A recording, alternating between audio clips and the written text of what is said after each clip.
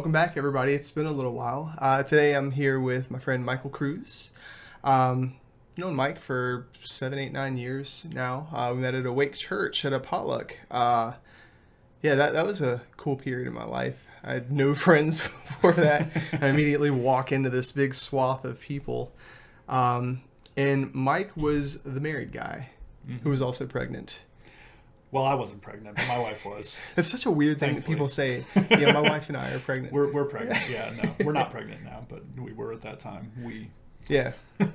But Mike has always been one of those people that he's like a quiet but very thoughtful presence among people.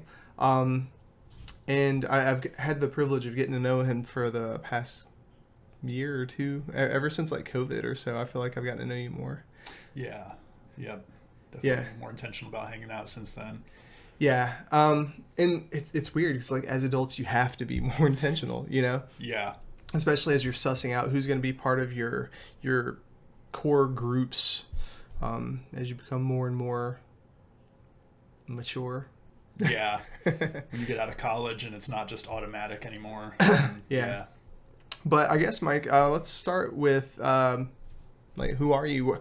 What kind of jobs have you held? Have you always been a Christian? So I've been a Christian since a pretty young age. I think 8 years old, and grew up in Connecticut. And as far as, I was kind of one of those guys, I never really knew what I wanted to do. I've always told my wife, Amy, that I was jealous of her because ever since middle school, she knew she wanted to be an artist and an art teacher, and that's what she does, and she's very good at that. And for me, I kind of feel like it's been this journey of what on earth, like even now still, what on earth am I here to do? Like there's things that I'm good at, but there's more that I want to do. That's so frustrating though, because you're what, 40? I'm 43, almost 42. I'm 43 next month. Man, and there's so much pressure on us early on to have that figured out. It's like, oh, you're 16. What are you going to do with your life? Right. And here we are at around 40, and it's like, I just want to restart. I don't know. Yeah, I'm going to need at least double that time to figure this out. If not triple. But yeah, I kind of, it's funny. I went to college and I still didn't really know what I wanted to do. It was like, okay, well, I'm here. Got to pick a major. I was like, I'm good at math, so I guess I'll do some kind of engineering. Where'd you go to college? At UConn. Okay. And I was at the small local branch of UConn, and I was like, okay, I'll do chemical. It was literally like, okay, I'm good at math. What engineering jobs are on there, and which one are there, and which one has the highest salary? That was like my mindset. I'm like, if I don't know what I want to do anyway, let's just make some good money. And so chemical engineering was the one at the time that were like, yeah, you can make the most out of college with this. I was like, okay, I'll do that. And then at the local branch of UConn that I was at, going into my second year, they didn't have the chemical engineering courses. So I was going to either have to last minute transfer to the main campus, or I was going to have to pick a different major. And since I wasn't all that attached, to chemical engineering anyway, I was like, let me do computer science. And so I went and I bought my first textbook. It was something about programming in C++. I had no idea what C++ was. I was like, is this going to be my grade in the class? What year was this? 1960? Yeah, no, thanks. What year would that? That would have been 99. I graduated in 98. So because you're a few years ahead of me. Yeah. That makes sense. Yep. So I was good at it. I transferred into it. I was good at it. Picked it up pretty quickly. But I still wasn't convinced. Like, this wasn't something that I was like, this is definitely what I want to do with the rest of my life. Mm-hmm. So as I was getting near to graduation, I was like, well, I'm going to finish my degree because I'm here. But I started getting more interested in like ministry type of stuff at that time. I was like, I had pictured in my mind a computer science career to look something like the movie Office Space. And I was like, okay, I'm not really like, I don't want that. Mm-hmm. So when I got out of college, I did an internship at my church in Connecticut that I had just discovered while I was in college. During that internship, did my first missionary trip. First time I ever left the Eastern time zone, I went all the way to Taiwan. So wow, yeah, you're more Asian than I am. I've never been over there. And that was cool. Like I just loved as soon as the plane landed and you're looking around at the writing on things, and you're like, I am in a different world, and I loved that. I was like, this is fun, this is cool. Wound up interning at that church for a couple of years.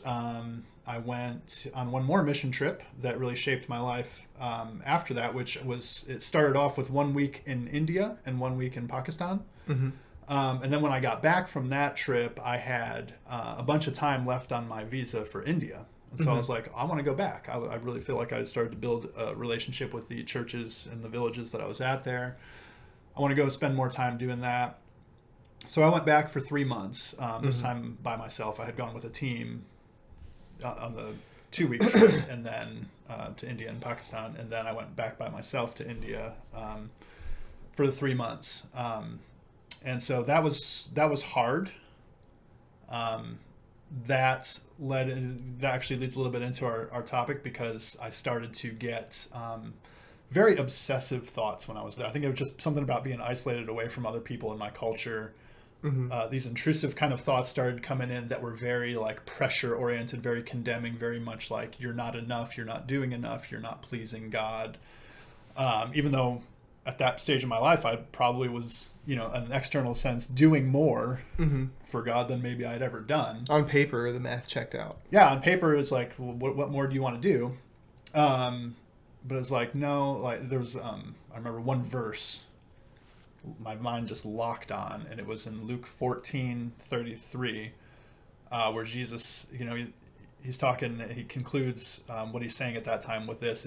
There, in the same way, any of you that does not give up everything he owns cannot be my disciple. And I was like, ooh, I don't like that one. Yeah. And I was like, it's like, I like my things, I like my things. And the funny thing about that is that nothing about that fear that hit me and that obsessiveness that hit me at all empowered any ability to do that. As a matter of fact, all it did was make me conscious of what I wasn't and where I wasn't at, and the fact that I'm, perhaps failing God, maybe not even a real disciple of Jesus in the way he worded it there. It's, you can read it that way, or it sounds like that.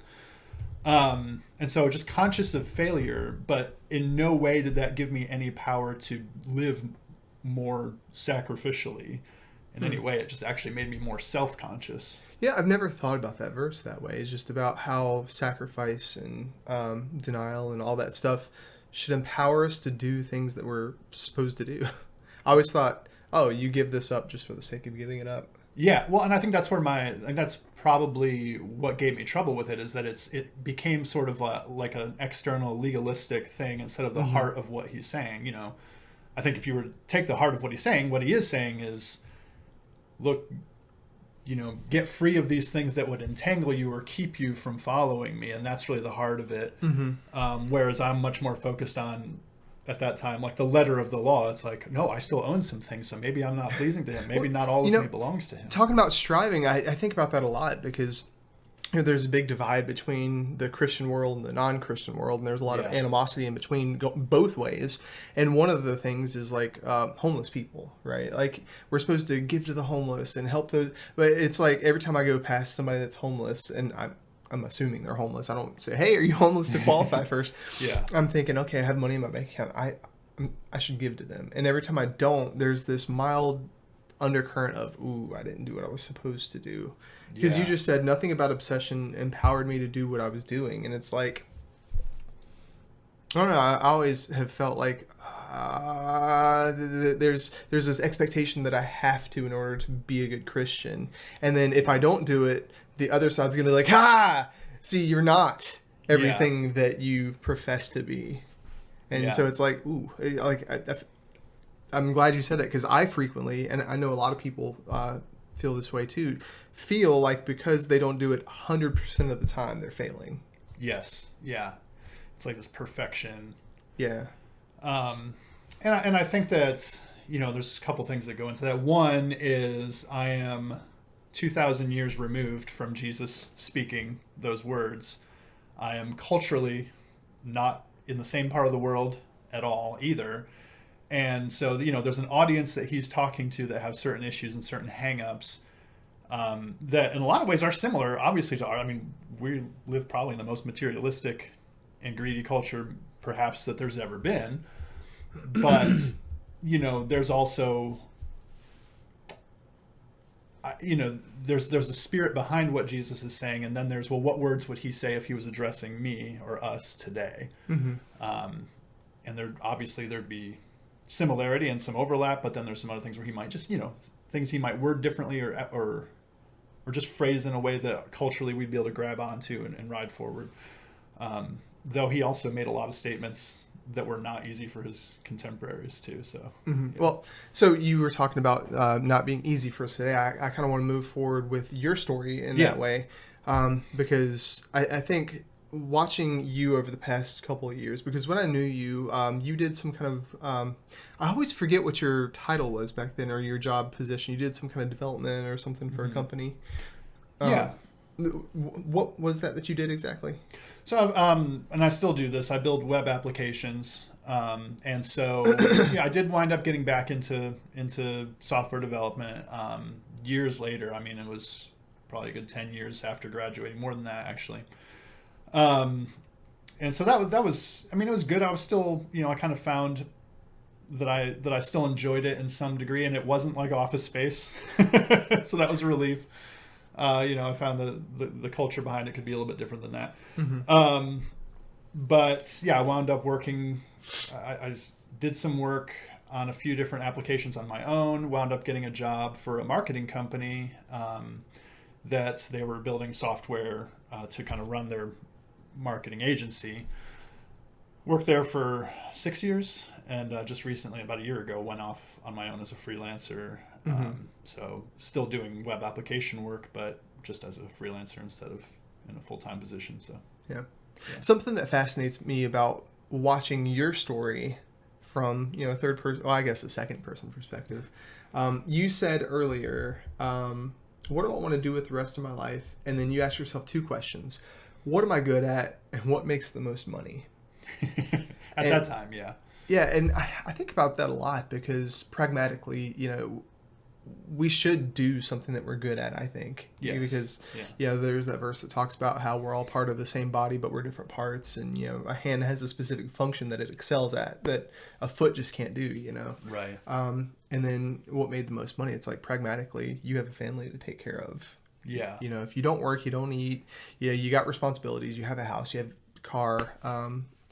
But it's like, at what point do you, as far as like following the Holy Spirit, or even people that might see this that might not have Jesus or might not acknowledge the Christian faith, as far as like life purpose and doing something that makes you feel fulfilled and happy? Because I think that as far as like finding the middle of the road between striving and rest, that thing in the middle is something that keeps you in a harmonious tension, kind of like a tuned guitar string.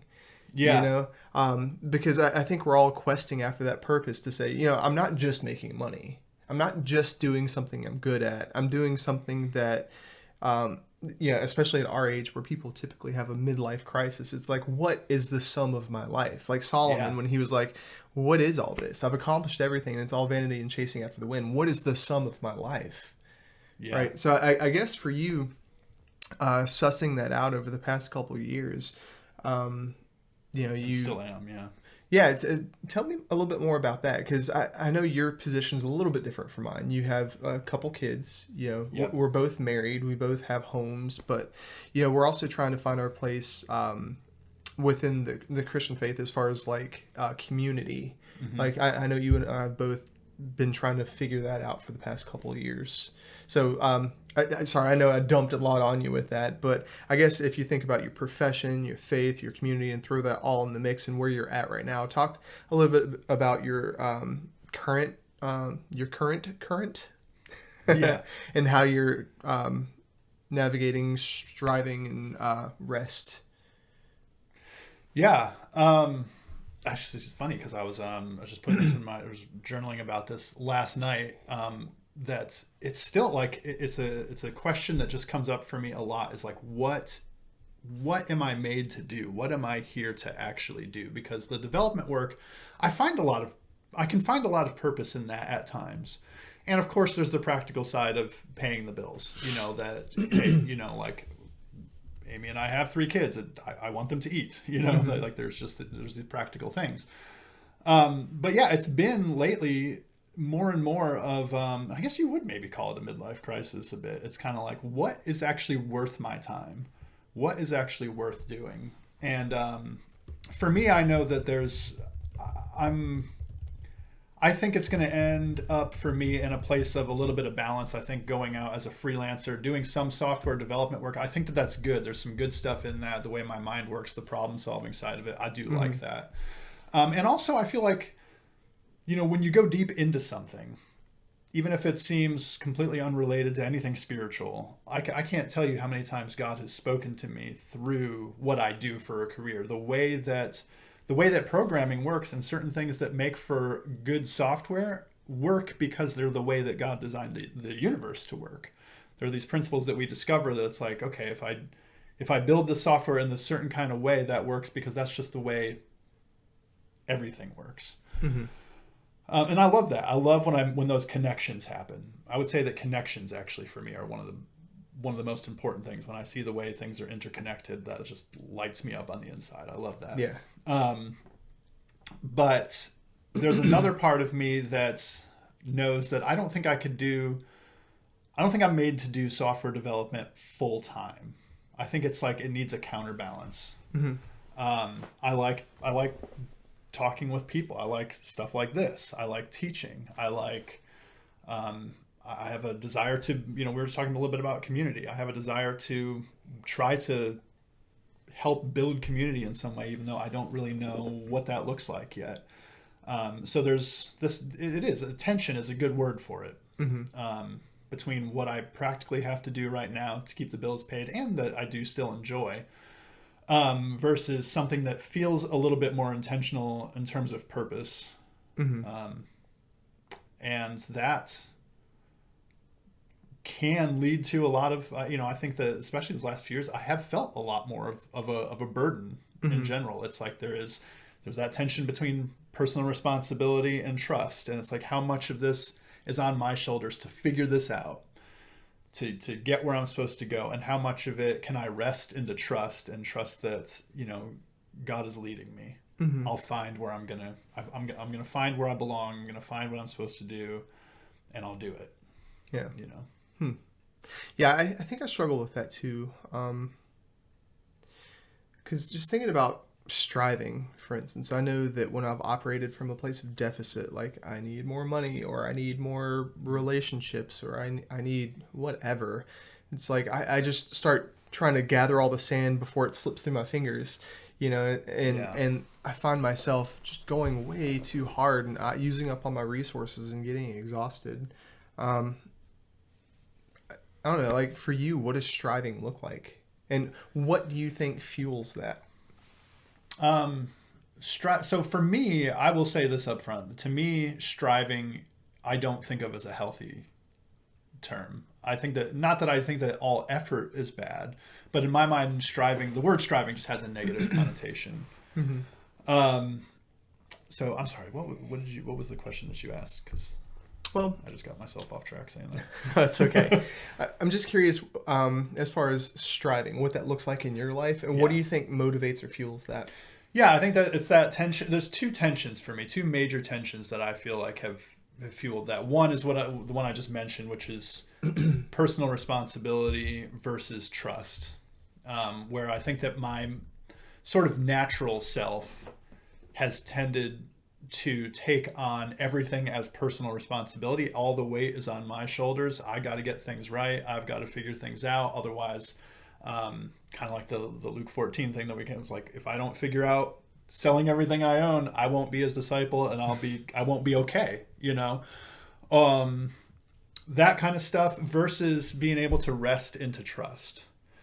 And I think that, that we can experience things like that as like this dichotomy of like, well, is it personal responsibility or trust? But I think the reality is there's just, it's almost like a chicken or egg kind mm-hmm. of a thing. It's like they're both part of the equation they're not opposites exactly. It's that one flows from the other. And if we start from striving and try to work our way into rest, it's like you're gonna always be chasing a carrot Yeah. that you never get. But if you start from rest, if you enter into this place of trust and letting go and just, okay, I belong to the Lord. I'm his. I'm first of all his responsibility. Before anything is my responsibility, I'm his responsibility.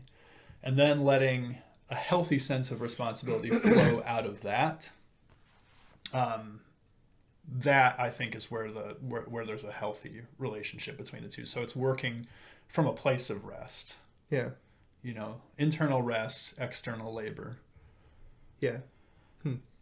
I think because we go through different seasons in life. When I came into the fold, I was a single dude, and then Ariane and I started dating, and then we eventually got married, and so now I'm married. So I went from single to married, and then you're in the next season. I don't know if we'll ever get to that season, but you're married with children. Yeah.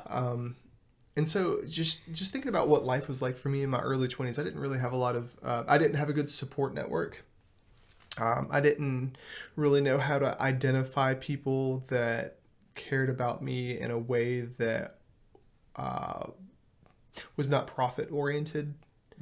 And I don't know, just coming into the potluck group and the group of friends that we had, it was cool having people saying, hey, Tim, you're kind of going off the rails a little bit. Because I think I can, before marriage, BM Tim. Ooh, BM Tim. Not that type of Tim. But before marriage, I think I tended to rest too much. Because that was my default. I have an avoidant personality. Okay. Yeah. And now in marriage and with relationships, I have people that are like, hey, maybe you need to, do a little bit more. Or if I'm striving, they're like, hey, man, just, you can chill. It's okay. For you, what was that like? Because I know that early on you lived with our buddy Jason. Mm-hmm. And so you had a close group of friends through your 20s that could help you stay on the rails with that. What was that like for you? I don't know that I really like that. Maybe it looks like there was more connection, like I had more community than I did. Yeah. So there's some of that, but not a lot of that. I do tend to think that, on the side, this is something that I've noticed is that with rest, like if I'm resting, you're talking about resting too much.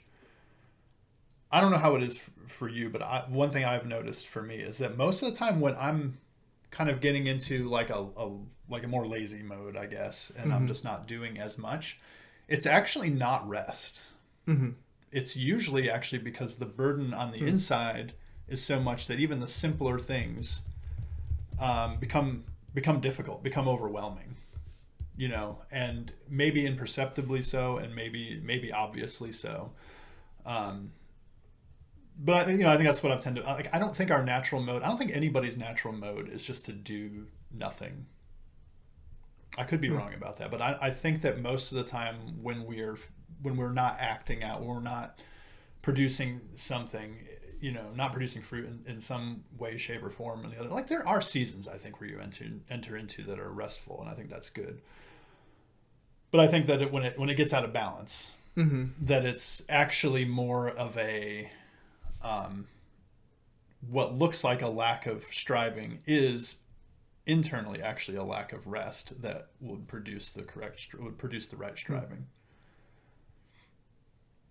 Just thinking about that. Yeah. I think social groups and socialization and social adhering to social norms is really important for figuring that out. Because when I was left to my own devices, I think that I just sought things to fulfill that need for purpose or need for like staying on the road, because you know when you're not on the road. When you're in the ditch of striving, because you're always exhausted.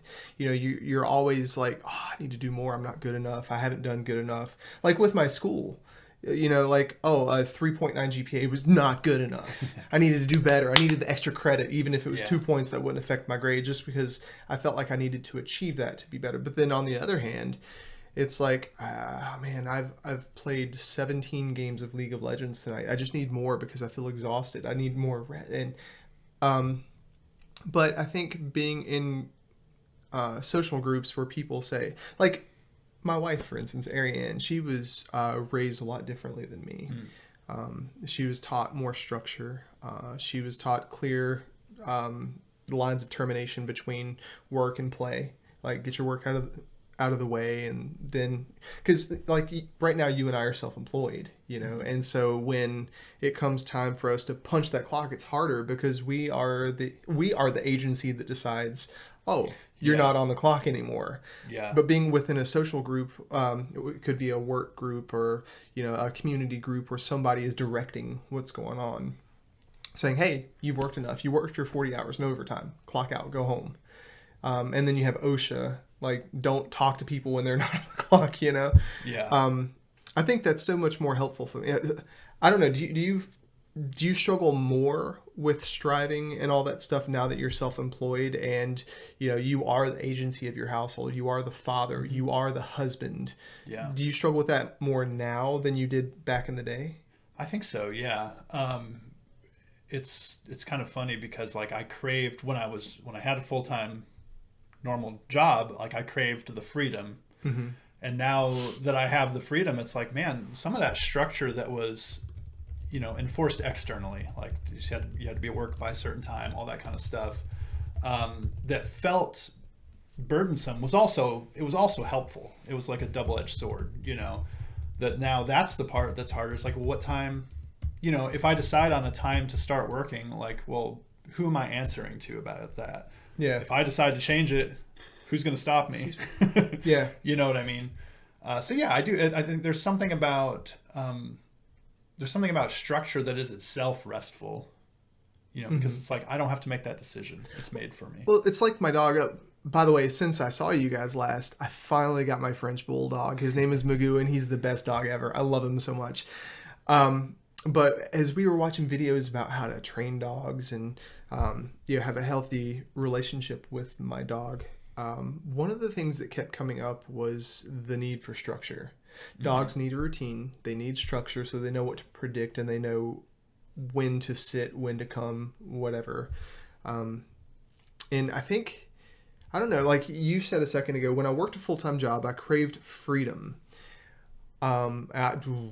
I resonated with that because my job prior to being self-employed, I worked consistently 44 hours a week. You know, I know some of you guys work a lot more than that, but it's like, and when I came home, I was always getting calls like, hey, Tim, how do I fix this? Hey, Tim, help. Oh, what do I do? Yeah. And it's like, oh man, if I could just manage my own time, if I could make my own schedule, I think we all want that. But like you said, it's a double-edged sword. I don't know. I think the way that I navigated that job was not the healthiest as far as boundaries. Yeah. And I think it's really hard when I'm an island to myself to know what healthy boundaries with things, what that looks like. Because there's nobody to say, hey, you're kind of being ridiculous. You know? Yeah. Yeah. I don't know. Yeah, it's a hard. It is one of those things. Like if there's one thing I miss about just full-time employment, it is that. Because like I said, I think that one of the hardest things, and this is something I find a lot, is that for me, decision, you know, going to the background of everything that we've talked about so far in this conversation, where it's like it's on, you know, the whole thing of it's on your shoulders to do the right thing, all that kind of stuff has made it so that one of the ways that manifests for me is that I hate decisions. Because everything seems like, you know, to what seems like to other people would be like, that's not a big decision. To me, it's like, no, there's a right and there's a wrong with this. And if I, you know, something might not be okay if I choose the wrong. And, you know, when I step back and, you know, if somebody else were to be talking to me about the same decision, I'd be like, you're way overthinking this. This is not that big of a deal. But when it's me, it's different. You know, it's like, it's hard for me to see it from that external perspective. Do you think it's just because you have so many positions in your life where you have a lot of responsibility? Well, there's a lot. Yeah. So there's a lot there's more to go wrong, I guess. Yeah. That's part of it. But, realistically, going back to even to childhood, I've always, I think, just felt that more. I Or think if I'm it's just, your engineering brain. to an extent, but I think it's a combination of things. I think that's, if that's just kind of my area of burden, or, that I need help from the Lord, like apart from the Lord, I will be just a complete,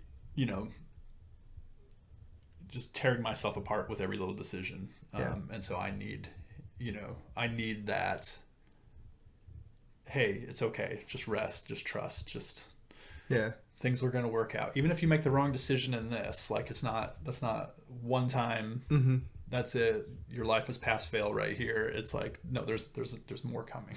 Yeah. I'm glad you said that too, because I remember when I first married Ariane, we're very different people. And that, honestly, that kind of worried me early on. Like, I knew that she had good stuff in her. I knew that I had good stuff in me, but I didn't really see how they went together. It's kind of like when you first learn cooking and you don't know how, like, different flavors blend or whatever. Because I'm definitely the more restful person, and she's definitely the more action-oriented person. And so she needed some of the, hey, just chill. And I needed some of the, hey, let's go, Yeah. because like the world would be on fire around me and I'd be like, oh, shoot. Somebody Like should do something about that. I have a bill downstairs right now, as most of us do, to pay my car tax. And every time I walk past it, I'm like, oh, I'll take care of it later, whatever. It's not that big of a deal. But she's the type of person where she's like, no, we need to do this right now. Yeah. And there's some of that I need.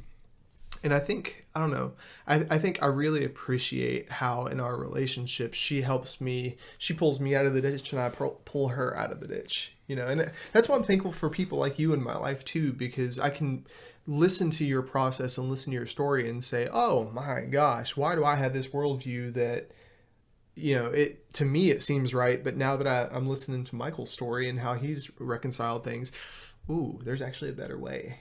Yeah. Yeah, there's always more perspective to things. I think that's why, the community side, that's probably why it's on our heart so much to crave it. Because it's like, you need that, you need other perspectives. Otherwise you get locked into your own way of thinking. Yeah. And, depending on, it's like you'll tear yourself up in one way or another. Mm-hmm. Whether it's the way I do through worrying about decisions, or whether it's through just neglect, or whether it's through, whatever it is. Mm-hmm. Yeah, you definitely need that. Yeah. Well, I want to get back to your story again, because right now, your current position, you've been developing some things professionally. Mm-hmm. I know that you tried the YouTube thing, and that was the thing that you explored for a bit. Yeah. You're still figuring out your community things and who gets your time. You said earlier, what is actually worth my time? What's worth doing? Yeah. How are you staying in the middle of the road, or attempting to stay in the middle of the road with all that? What does that look like for you right now? Man, it's hard, because that's a great question for right now, probably for me to think about, because I probably need to just get my own perspective on it.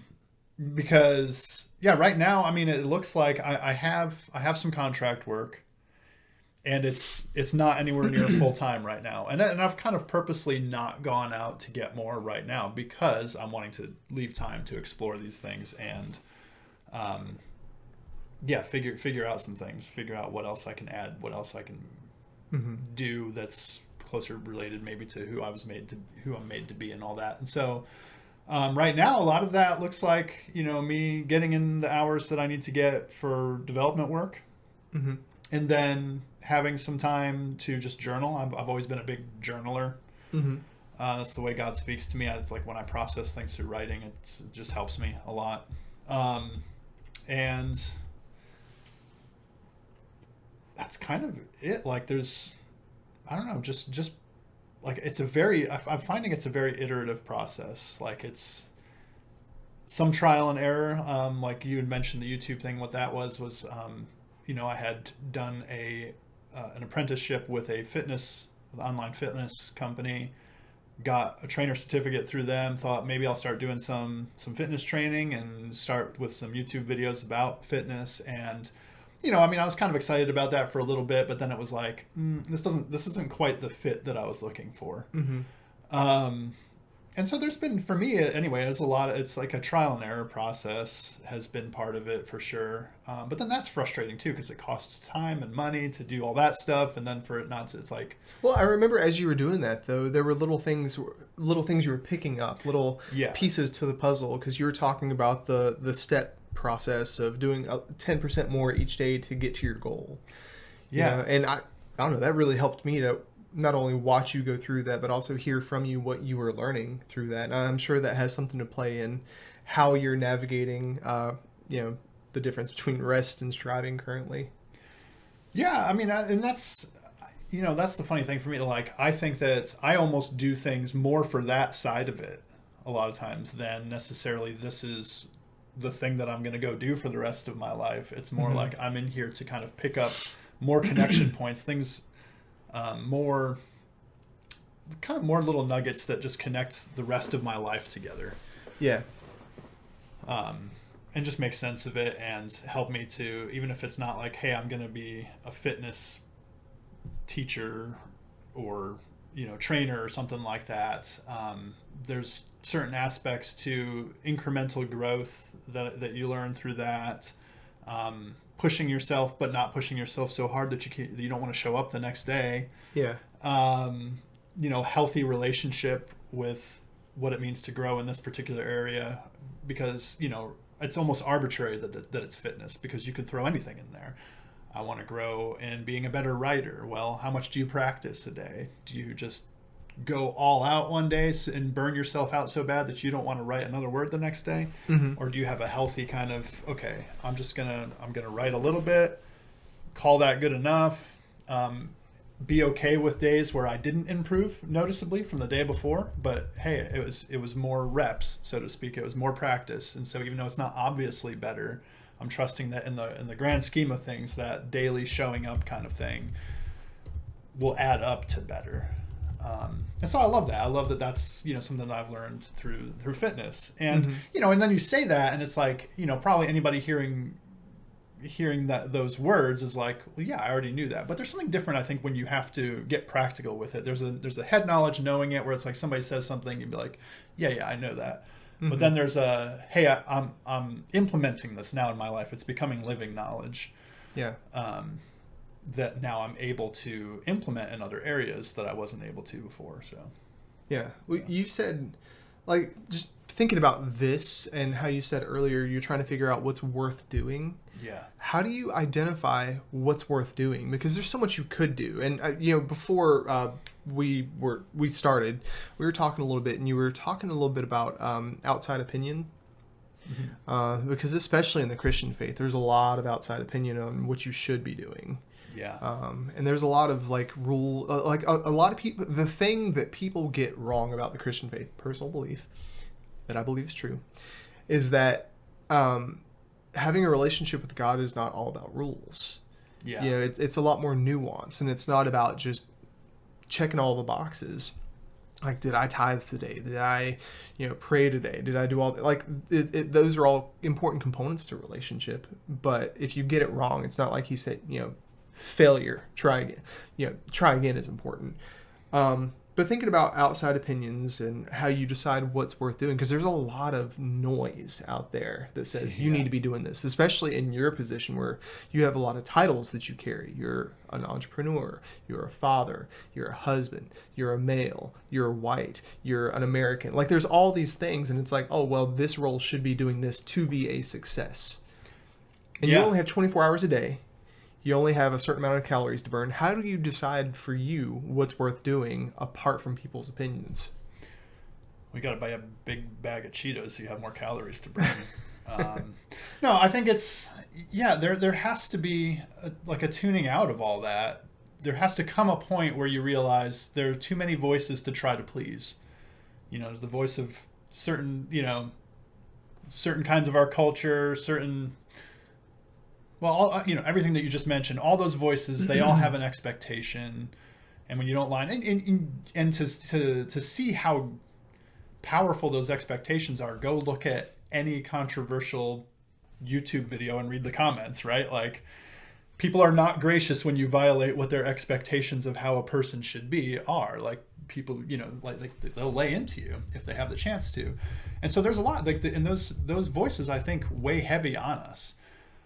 So there has to be a place where you have to say, okay, well, I hear all these things, I feel the weight of these things, but I need a source of truth here. I need, like, my above all source of, this is where I'm going to derive what's important for me to follow. And, as a believer, for me, it's easy to say that that's God, even though how that plays out may not always be easy, or how to be confident that I'm, that he is who I'm following and all that. There's tension in there too, but there has to be, like, this, okay, like, there are way too many voices, too many opinions, too many of all these things. How do I get to that place where it's like, there's the one, this is the only thing that I really need to be concerned about in this moment, and trust that all the other things won't fall apart if I focus on where I'm supposed to focus right now. I don't know, I guess that's part of how I think about it, but yeah. But I don't, I say that I think about it that way, but then it's like, in reality too, I don't always think about it, like, in the back of my mind, on the front of my mind, I'm kind of thinking, I got to just trust that these things won't fall apart while I'm focusing on this. But then there's another little thing in the back of my mind saying, that stuff's going to fall apart, dude. Yeah. Well, so I love the Old Testament stories, and some people think that they're just stories. Some people think they actually happened. Yeah. I'm not sure what I think about that, honestly, but thinking about the story of Noah and the ark, right? So for those of you who don't know the story, God tells Noah, I want you to build this ark. Gives them these plans, directions, what materials to use. And where he built the ark was in the middle of a desert. It was in the middle of nowhere. And it wasn't close to water. So outside opinions were, dude, you're crazy. Like, you've never done this before. You're not qualified to do this. You don't know how to do this, truly. Why would you do this? It has no purpose whatsoever. What's the deal? Yeah. And so, thinking about that, it's like, okay, well, he had a relationship with God. And sure, go with that, right? But outside opinion, the people who cared about him the most, the people that were experts in their fields, the people that were community leaders were all saying, dude, you're crazy. Yeah. But so I guess, thinking about that, taking that concept and transposing it onto your life, right? Because you have those same types of people in your life, but then there's calls from God to do things that are kind of crazy sometimes. How do you reconcile God's telling me to do this, I'm going to do this, and, I think I might have gotten it wrong, and all these people that I trust in my inner circles are saying, you need to get back on the road. Yeah, I think that I almost think you can't start from there. From a place of, I need to, like, basically it's almost like this radical obedience kind of a thing, right? Like, do this thing, God's voice saying to you, do this thing that is so countercultural, right? But I think if you try to start from there, you're going to have a hard time of it. I think that where it actually starts is cultivating that relationship over time. So that I'm building up slowly, kind of like we were just talking about, like the slowly 10% better, 1% better, whatever, each day of hearing God's voice, being confident that I'm hearing what he's saying, so that, if right now God couldn't tell me, hey, leave what you're doing and go build an ark, in a year from now, maybe he could. And I could hear that and be confident in it. When all the criticism comes, I could still be confident in it. And I was laughing when you're saying that too, because it's like one of these things, it's so, I feel like maybe a lot of churches have a hard time telling people to pursue that relationship with God, because it's so dangerous. Because as soon as you say, hey, you really ultimately are answerable to God, to the Holy Spirit, that will work well for the mature people. But then you're going to have the people that are going to be like, hey, God told me to, leave my wife and do go do all these crazy things and, all this stuff that you're just like, no, I can promise you that's not what God told you to do. With that real quick, like, that concept, I've just been thinking about that a lot lately because we have a lot of guy friends in our lives Yeah, who yeah. are operating, I guess, in line with culture. I'm not really sure if it's in line with culture. Feel free to let me know if I'm right about this. Where we've left our jobs because we felt like God was saying, hey, you're striving too much. You need to do this, enter a place of rest, keep your hands open, trust. Because you were talking about earlier, reconciling the tension between personality and trust, or not personality, responsibility and trust. Yeah. And so there's a large group of guys that I'm in contact with that have left their professions and are kind of in this period of waiting. And there's that tension of, ooh, I have things I need to be responsible for, but at the same time, I feel like I should go this way. And they seem like they're mutually exclusive. And it seems like they're not, there's a lot of balls that are being dropped. My verbiage today, man. I don't know what I think about that, because on one hand, it seems kind of an inane process to navigate, doing that, and irresponsible. Yeah. I don't know. Are you picking up what I'm putting down? Well, maybe. I think that one of the things for me that I've been noticing lately is the importance of the big tensions that we feel. And so this is one of them. But I feel like there's a lot of them. And I feel like the ones that are really almost painful because there's so much tension, those are probably actually the most important things those are the things that are actually the best for us. Maybe they're some of the best gifts that we have are those tensions, because they force us to, they kind of force us to become who we're, like, you have to work these things out. It's like the work out your own salvation with fear and trembling.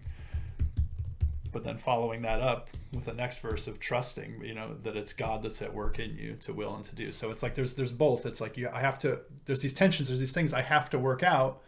Should I do what everybody else is saying is the responsible thing? Should I do what I feel like in my heart that God might be saying to do, which can feel irresponsible maybe in some cases. At the same time, like that I'm working that out, also there has to be a place of giving up even the getting that right thing.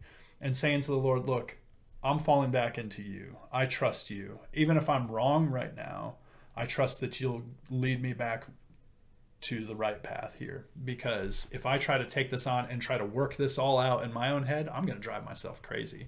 And by the way, I'll still not make the right decision. So. Oh man, if I could only recount how many times I've tried to make a good decision and drove myself crazy and ended up doing the exact opposite thing that pleased Ariane, or was the right thing, or was the functional thing. Yeah. It's like I put so much effort into doing nothing at all. I've said this several times, and like when I'm removed from it, it's hilarious. When I'm in it, it's so frustrating. But is that I take a really long time to make a snap decision. Yeah.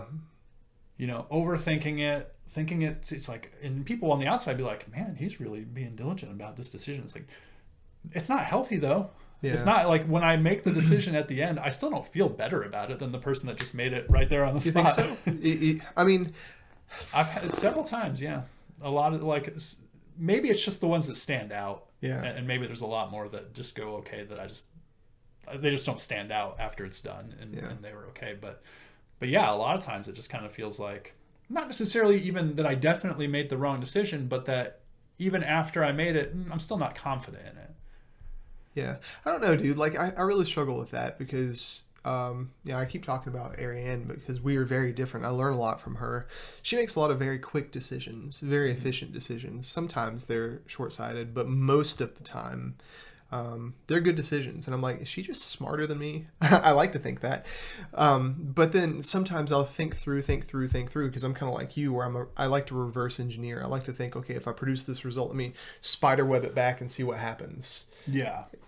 Or like, whenever my car breaks, I'm like, okay, what caused that? What else could that have broken? Yeah.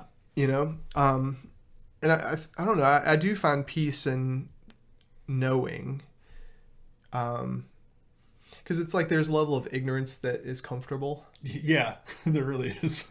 And it's like, okay, well, just just don't listen to that sound. Just put a piece of tape over my check engine light. As long as I don't think about it and don't explore it, I'm good. Yeah. But there is a level of peace knowing that I fully explored all the potential things. Yeah. And here's something interesting. This is a little bit of a tangent, but I think it's actually very interesting, is that culturally where we're at right now, I think that there's just something, we are in such an age of all the data is there available. And I think that adds so much more of a burden than we realize, because I think that in times past, maybe you just had to sort of trust that things were okay, even medically, right? Like you didn't have, there was no such thing as health insurance. Mm-hmm. Say hundreds of years ago. And it's like, you kind of just have to trust, like, okay, I've got a little pain in my body, but there's not really much I can do about it. So I'm just going to have to trust that I'm okay and go. But now, like, you can get on WebMD and realize that you're going to be dead in 3 hours. Mm-hmm. You know what I mean? Or whatever. And there's such a burden to that. And I think that if we were to dig down to the root of it, I think it's actually a pretty reasonable desire. Like we make fun of the person that puts the tape over the check engine light, because that is a bad idea. But I think we also relate to it. Mm-hmm. It's like, just put the tape over that thing, ignore it. And then part of it, the other thing I was laughing at before when I was thinking about that is, it's not just that we have all this data. It's that if you notice, like the check engine light now comes on for small things. Like there's some kind of sensor, some kind of thing. It's not even, I'm not saying it's not important, but it's maybe not like, what 20 years ago a check engine light might mean, like, dude, you're going to blow a piston here, or something. This is bad. You need to take care of this, like, now. Mm-hmm. Whereas now it's kind of like, it's almost like there's a lot of things that cry wolf at us. Yeah, like a lot of social and just cultural eggshells. Yeah. Because I'm so careful about, actually, I'm very careful about the things I say a lot of the time. But I think I am conscious that not just people, but I will pick apart little things in my life and kind of go like this on them and make them a bigger deal, just for the fact of, like, I have the luxury of doing that because I don't have a ton of things that are going poor in my life. Yeah. And there's a lot of information. I have a lot of free time. I have, kind of like you were saying earlier, you said when I worked a full-time job, I created the freedom. And now that I have it, it's like, I want structure. It's kind of like the dude in Matrix where he was like, I want you to put me back in, make me ignorant again. Yeah. Because that is where I was happiest. Like, I don't know, man.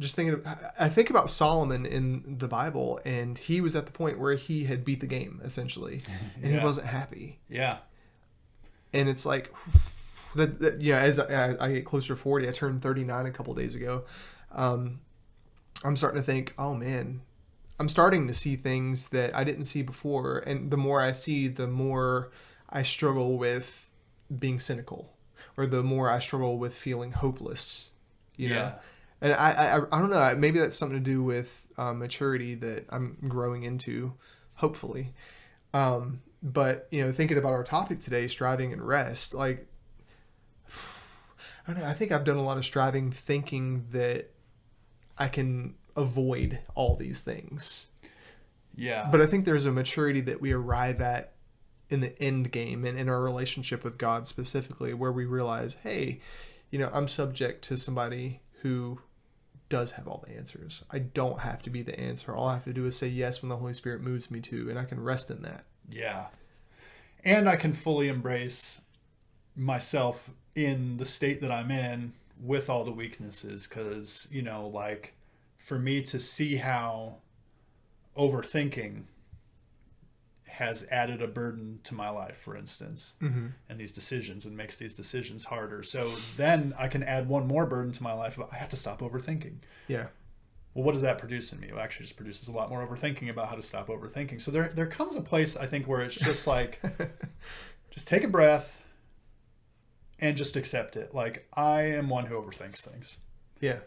And I am the responsibility of one who knows how to handle me in that, and will still get me where I'm going. And, there's a place in that is, I think that's a lot of maybe what the Bible calls entering his rest. Labor to enter his rest. I think the better translation that I've heard is hurry up and enter his rest. Mm-hmm. Because the sooner you do that, it's like you can save all the energy of pulling yourself apart. Yeah. But yeah. Well, I guess, Michael, as we're wrapping up, because we're closing in on an hour, with where you're at right now, what is some advice that you would have given yourself 5 years ago, 2 years ago? I think it's a couple of things. One is what I just said is, yep, you're seeing accurately some things that you have to work on or that you think should be different, but don't worry about them so much. Just trust, like, just continue showing up with the Lord, and he'll lead you in the right way. Eventually it's like those things will either disappear or they won't matter.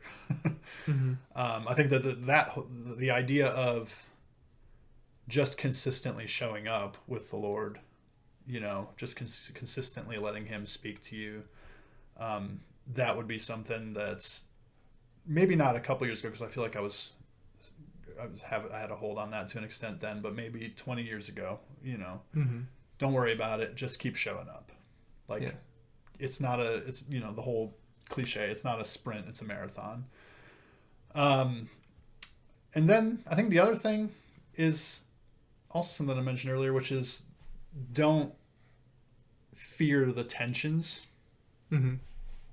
that, my mind is constantly trying to solve, even still. But, rather than fearing that, embrace that as like, these are actually gifts in a lot of ways. Like, you struggling through these tensions are exactly the things that are needed to make you who you need to be. So, and that's it. Yeah. It's like the whole finding, that's actually a cool thing. Like, finding who you are and what you're supposed to be doing, Mm-hmm. just the process of the struggles that you're in, trusting that those things are the exact things that are there to get you to that place. Like they're going to build you into who you're going to be. Yeah, it's not about you going and it's like, okay, I need to go on my own, figure this thing out. So, I need to leave the Lord's peace to go find what I need to do to make myself acceptable to God, or whatever all these things are, the thing that's worth doing and all that kind of stuff. And instead trust that all the things that are actually going on in your life are the things that are shaping you to become exactly who you need to be when you need to be that person. Yeah. Okay. I guess I kind of want to pick your brain with this last thing. So that was advice to yourself a couple of years ago, and you've been a Christian for the majority of your life. Yeah. To the people that are watching that might not know God or might not be Christians, that are also struggling with this because their world is a little different. They don't have a higher power that they allow themselves to be loved by and to kind of guide their life. Yeah. And there's a lot of noise and opinions out there and moving goalposts of what is and is not good enough. Because I like how earlier you said, you just said good enough. And I was like, oh, what is that? How do you know what is good enough? So what would your advice be to them to learn how to rest and when to rest and how to strive and when to strive and how to find the middle of the road? Man, it's a good question. I think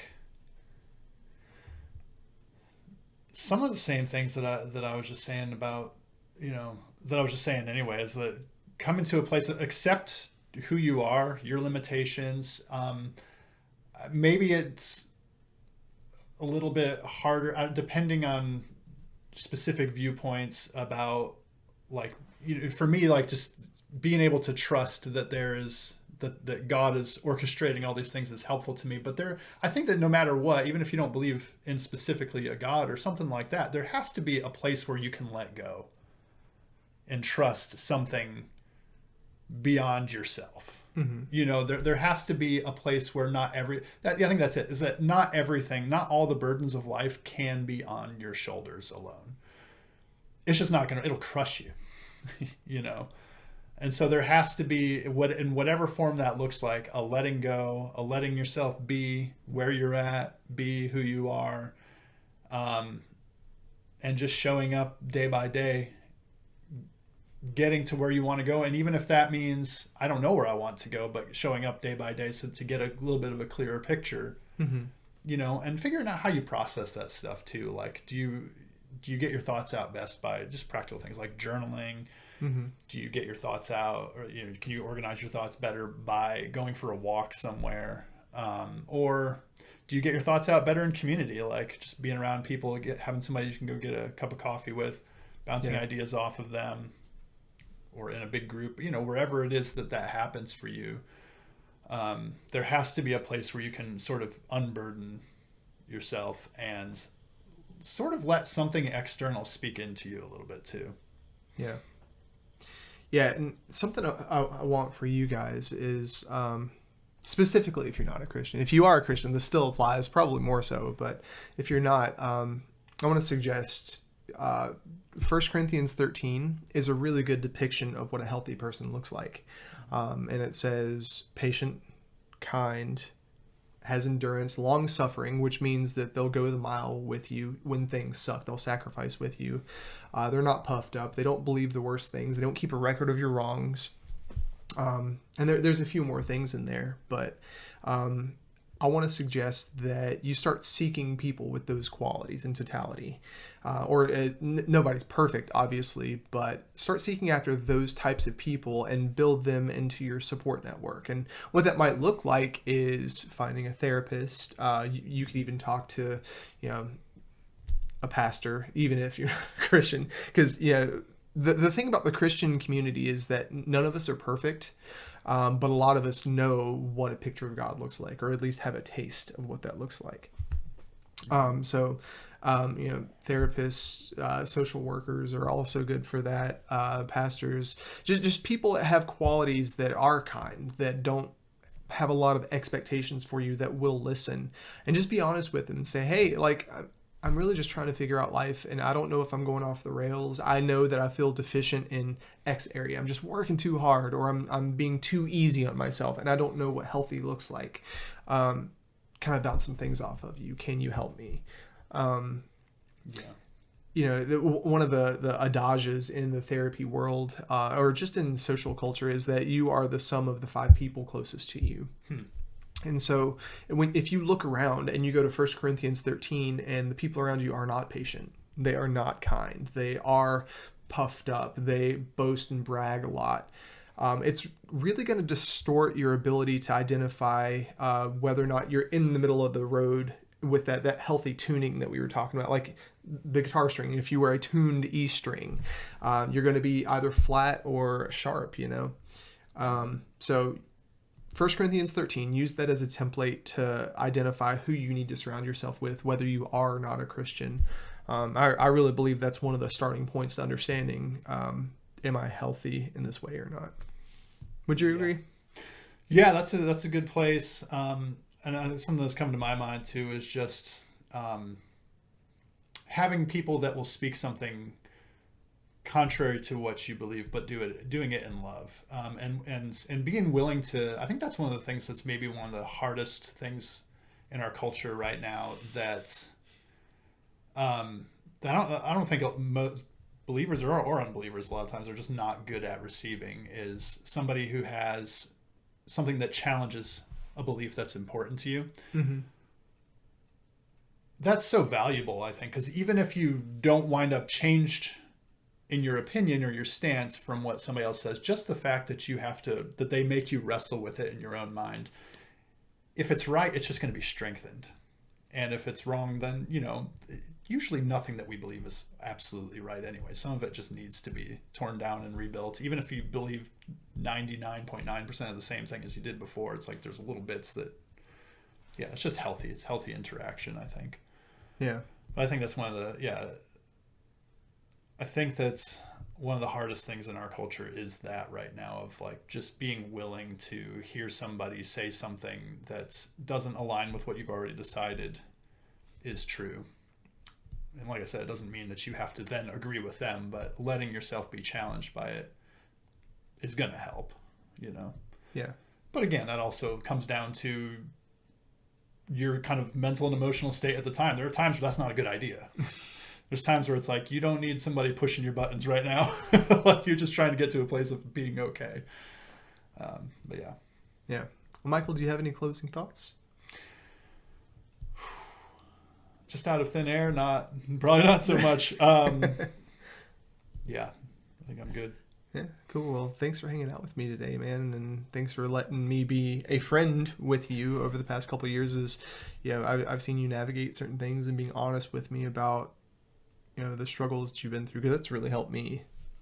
Good, yeah, and thank you so much for having me on here, man. It's been fun. Well, guys, thanks for hanging out with us. If you've hung out with us for the entirety of this hour, I really hope it helps you stay in the middle of the road as well. But yeah, we hope the best for you. We love you. We'll see you next time. See ya.